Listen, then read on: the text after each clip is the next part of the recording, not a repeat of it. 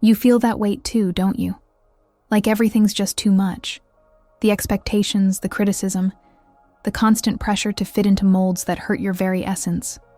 There's a heavenly refuge where you can finally stop defending yourself and simply rest, exactly as you are. This prayer will take you to that divine hiding place where peace covers what no one else can protect. Have you ever felt like the whole world seems to conspire against your serenity? That turbulence springs up from every side. Your essence longs for true security, for a sanctuary where you can finally breathe without fear of being questioned. He will cover you with his feathers, and under his wings you will find refuge. His faithfulness will be your shield and rampart.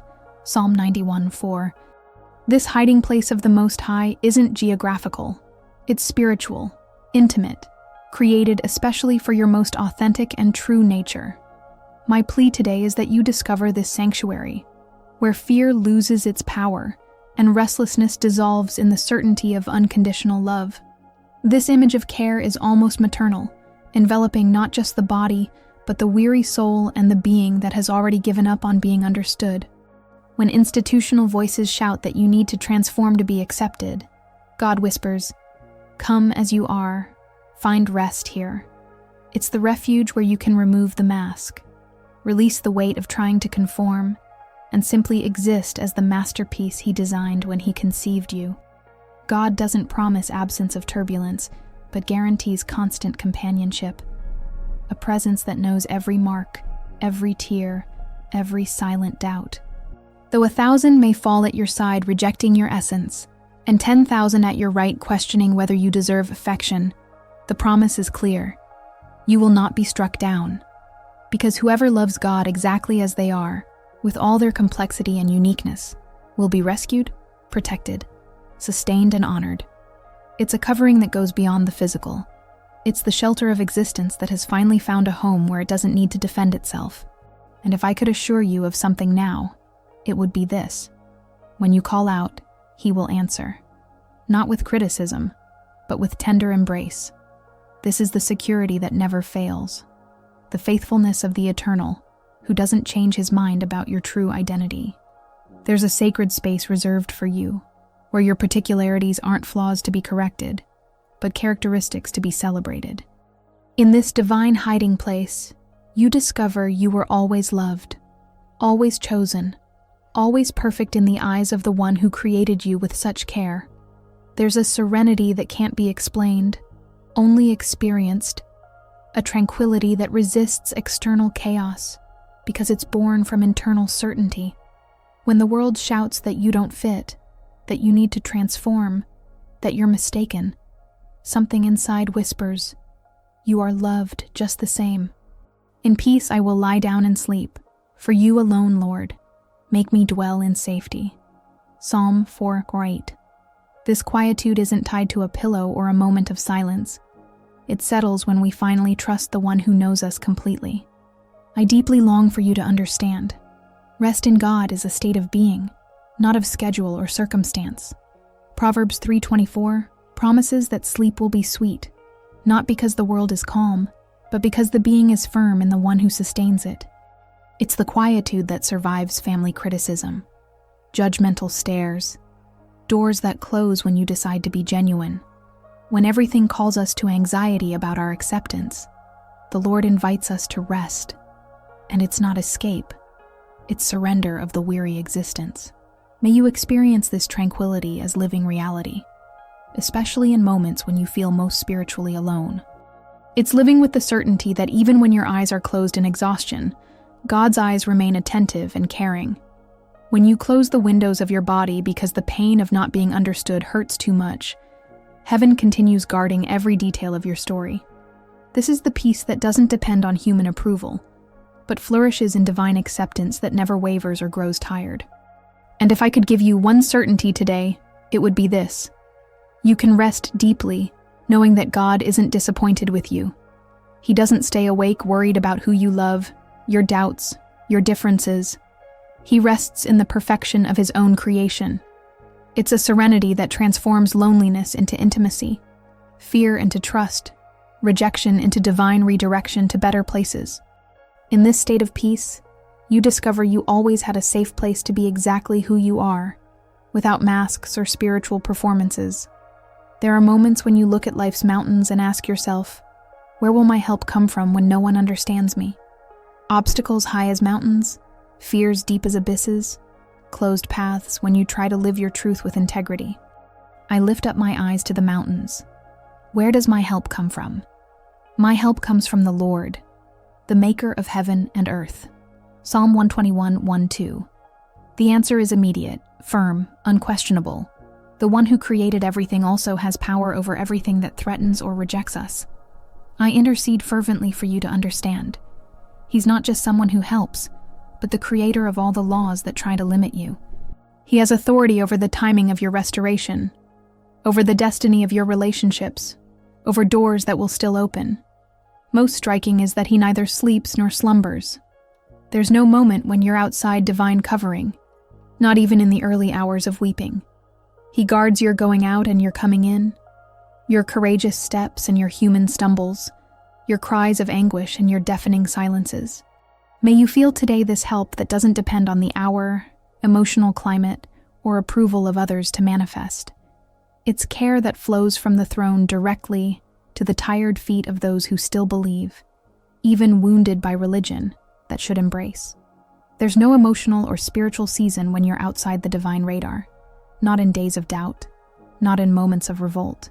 When you feel small before pressures to conform, remember, your help created the very mountains that seem to oppress you.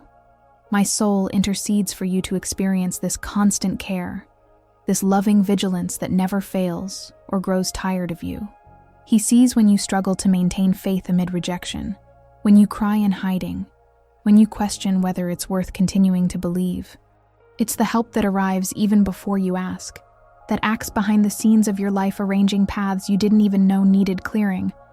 Rest in the certainty that you have a protector who isn't surprised by your struggles, nor weary of your unique complexities. When everything weighs heavy, the oppressed chest, curved shoulders, thoughts spinning in circles of guilt and doubt, Jesus doesn't impose. He tenderly invites. You carry inherited fears, ancient guilts that aren't yours, internal demands about who you should be versus who you really are. Come to me, all you who are weary and burdened, and I will give you rest. Matthew 11:28. It's not common rest. It's complete realignment of being. Finding finally someone who doesn't require transformation to offer affection. I long for you to understand deeply. He doesn't say come strong, nor come resolved, nor come when you manage to correct yourself. He simply says, come. And in this sacred encounter, he exchanges our weight for his lightness, our exhaustion for his quietude, our confusion for his clarity. His teaching doesn't oppress or demand spiritual performance. It embraces, hugs, restores those broken by rigid institutional systems without affection. His only requirement is the trust of a child who doesn't need to understand everything, only knows they're safe in the arms of one who loves them. May you experience today this relief that disarms all defenses, all masks, all attempts to earn acceptance. The rest promised here isn't the end of external problems, but the beginning of a new way of existing internally. It's walking with someone who carries alongside, who understands your struggles without judgment, who celebrates your differences as precious characteristics. When religion taught you that you need to carry the cross alone, Jesus whispers, "My burden is light because I carry it together with you." And if I could give you a revelation now, it would be this. This invitation keeps echoing all the time, waiting only for a yes to transform everything. Weight becomes lightness.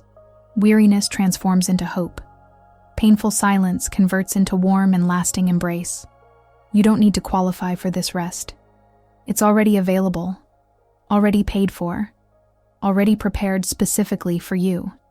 It's the place where you can finally stop fighting to prove your worth and start resting in the worth already declared over your life. Sometimes you can't even name what's missing. Strength to continue, courage to be genuine, wisdom to navigate complicated relationships. Your existence carries needs that go beyond the material. Hunger for acceptance, thirst for belonging, desperate need to be understood. And my God will meet all your needs according to the riches of his glory in Christ Jesus. Philippians 4:19. This promise doesn't speak only of bread or shelter, but of all forms of need that visit the human being wounded by exclusion. I cry out today for you to discover how God supplies integrally, touching body, mind, spirit that feels spiritually orphaned. He doesn't limit himself to what you can ask with words. He hears soundless cries, desires disguised in nightly weeping. When you feel empty after another conversation where you had to hide, he fills that emptiness with his welcoming presence. He sees the empty spaces left by family that should support, community that should embrace, church that should include. May you understand today, he provides not according to your wavering faith, but according to his infinite and unchangeable riches, not according to your merits or spiritual performance, but according to his grace that has no measure or conditions for being poured out. This source never dries up, never depletes, never gets disappointed with your human needs or your struggles to accept yourself. It's provision that includes healthy relationships, accepting community, spiritual family that celebrates who you truly are. And if I could assure you of something now, it would be this. No matter what you lack today, if it's essential for your purpose, it will come. His way, in his time, by his hand, but always with the signature of unconditional love that doesn't change its mind about you. While the world offers you conditional crumbs of acceptance, God prepares banquets of love where you're the guest of honor. His provision goes beyond meeting needs. It restores dignity, rebuilds self-esteem, and repositions you as beloved child of the King. Not every anguish has a name or address. Sometimes it hides behind completed routines, mechanical laughter, strength that exhausted itself long ago. You carry afflictions you couldn't express in words, isolations you didn't want to admit even to yourself, thoughts trying to suffocate the faith that remains. You have seen my trouble and known the anguish of my soul. Psalm 31:7. God sees what no one else sees. The pain you hide when someone questions whether you're right or wrong in being who you are. I intercede tenderly for you to feel this reality today. He doesn't just see your invisible affliction. He acts on your behalf. He knows the anguish of your existence when you feel between two worlds, loving God, but rejected by institutions that should embrace. The verse continues, "You have not given me into the hands of the enemy, but have set my feet in a spacious place." There's repositioning, expansion, freedom. The God who looks at wounded life is the same who removes us from tight spaces where they tried to force us to fit. May you experience this liberating truth today. He doesn't leave us trapped in suffering or in the limited definitions others created for us. He expands our emotional ground, enlarges our spiritual breath, returns space to live without fear of constant judgment. Amid visible persecution or invisible pressures to change, there's a God who leans down to hear every sigh of pain. His love is shelter during the storm, but also impulse. He holds us and, at the right time, propels us to walk free again. Feel today this precious reality. You have a comforter who doesn't minimize your pain or offer easy answers to complex questions. He simply approaches, leans in, listens attentively and whispers, "I see, I know, I care, I stay by your side." There's no affliction too small for his attention, no anguish too great for his care, no pain too complex for his understanding. In the middle of your struggle to reconcile faith and authenticity, he is the safe space where both can coexist in perfect peace. There are days when it seems you failed too much at being normal, cried too much about not being accepted, distanced yourself too much from community that should embrace you. The weight of institutional guilt whispers that you've disappointed God, that your tears are signs of spiritual weakness, that your uniqueness is error. Because of the Lord's great love, we are not consumed, for his compassions never fail. They are new every morning. Great is your faithfulness. Lamentations, 22:23. The Book of Lamentations interrupts this destructive cycle of guilt with divine truth. There's no end of the line for those who trust in God.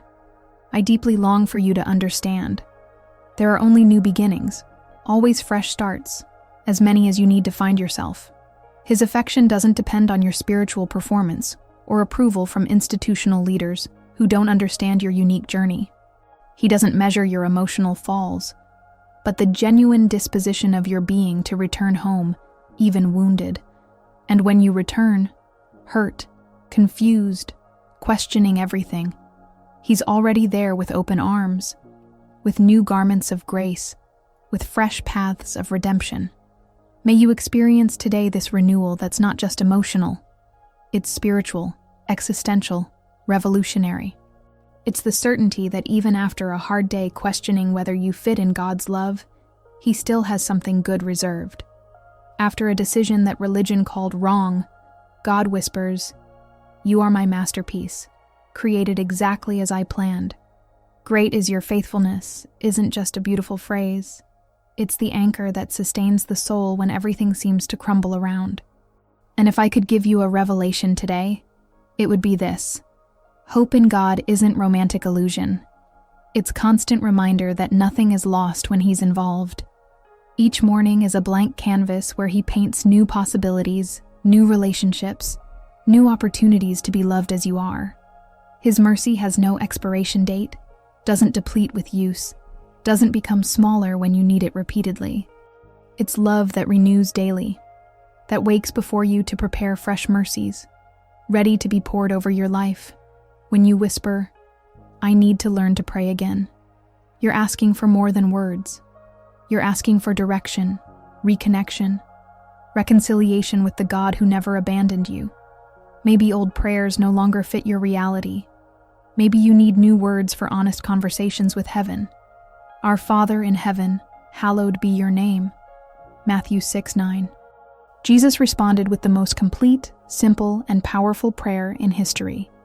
One that includes everything you are and everything you need. My essence intercedes for you to rediscover each phrase as spiritual act that reconnects you with your true identity. Our Father, you're not alone on this journey. You're part of a heavenly family that doesn't exclude, but embraces uniqueness. Hallowed be your name repositions your being away from human voices that judge, directing worship to the one who truly matters.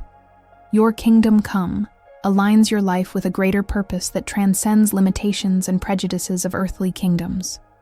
May you discover today that give us bread, forgive us, deliver us. Each request is also surrender, trust, loving dependence. Prayer isn't just dialogue. It's a portal between what you live and what heaven is ready to pour over your reality. Most beautiful is that this conversation doesn't require spiritual perfection, but sincerity of heart seeking authentic connection. You can be broken, tired, confused about your faith. Still you can whisper, "Father," and be heard with infinite tenderness. And if I could teach you something about prayer today, it would be this. You can say "Father" with choked voice, small faith, tears of pain. More than liturgical structure, prayer is the most intimate gesture of those who choose to trust, even without understanding everything. It's the sacred space where you can be completely honest about your doubts, fears, struggles to reconcile faith and authenticity. In this heavenly conversation, you discover you always had permission to be real, to question, to seek answers without fear of divine retaliation. There are days when it's hard to find reasons to be grateful, when exclusion hurts, when isolation tightens, when you question whether it's worth continuing to believe. But gratitude isn't absence of struggle. It's presence of faith that chooses to see with the eyes of being, not just with eyes of anguish. This is the day the Lord has made. We will rejoice and be glad in it. Psalm 118:24. This statement isn't a suggestion of forced optimism. It's a spiritual decision to recognize you're still here, still breathing, still loved. I long for you to discover today. Gratitude is looking at what remains and seeing 1,000 reasons to keep walking. It's recognizing that, despite wounds of exclusion, there's grace sustaining each day, purpose guiding each step even when crooked, that even with tears of incomprehension, there's still hope pulsing in your chest, still God's affection running through your veins. Gratitude repositions the gaze, heals the wounded being, and rescues hope that seemed to have died under the weight of institutional judgment. Understand this transforming truth. When you whisper thank you, you're admitting you don't walk this difficult journey alone. That God has acted silently, even though you didn't perceive it. That He was present when you didn't see. That He sustained when you didn't feel. Gratitude is an act of spiritual resistance. It challenges discouragement, tears down pride, and brings light into existence darkened by anguish. That's why Psalm 28 declares, "The Lord is my strength and my shield. In Him my being trusts." And when being trusts, it sings. And if I could teach you something about gratitude today, it would be this. Even amid the pain of not being accepted, your essence can recognize God is still good.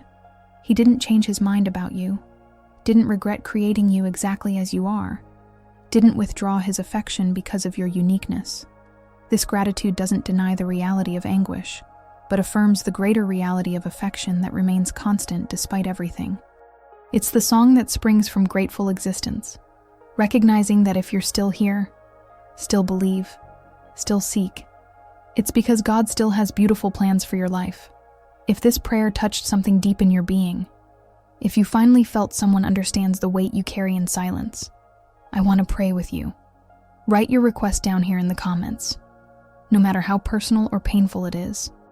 I'll read every word and bring your story before the Father, who already knows your name and has already prepared the refuge you so desperately need. Were you overwhelmed by life?